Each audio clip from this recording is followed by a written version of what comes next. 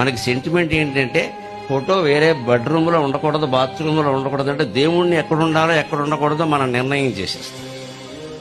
అన్ని ఫోటోలు పూజా మందిరంలో పెట్టవలసిన అవసరం లేదండి. మొత్తం అన్ని పట్టుకెళ్ళి అక్కడ పెట్టడమును, చివరికి కడగలేక తొడవలేక అలా వదిలేయడం, బూజు పట్టేయడం. ఇప్పుడు పూజా మందిరం అయిందా, బూజు మందిరం అయిందా?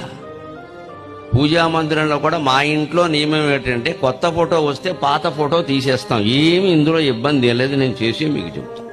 ఎప్పటికీ అదే ఉండాలి, ఎప్పటికీ దాన్నే. అవన్నీ ఏదో శ్రీ విద్య ఉపాసనలు, ఆ ఉపాసనలు ఆ వ్యవహారాలు వేరు. మామూలుగా మనం పెట్టుకుని దండం పెట్టుకోవడానికి ఎందుకండి? ఇలా మొత్తం అన్ని పేర్చుకుంటూ పోతే దేనికి మనం సేవ చేయలేం. పైగా బుర్రకి ఎలా బూజు పడుతుంది అంటే 36 విగ్రహాలు ఉన్నాయి, 36 పువ్వులు పెట్టాలి, 36 దండలు పెట్టాలి, 36 నైవేద్యాలు కూడా పెట్టాలి. మనం 36 ఆసుపత్రికి వెళ్ళిపోతాం ఈ చాకరీ చేసి.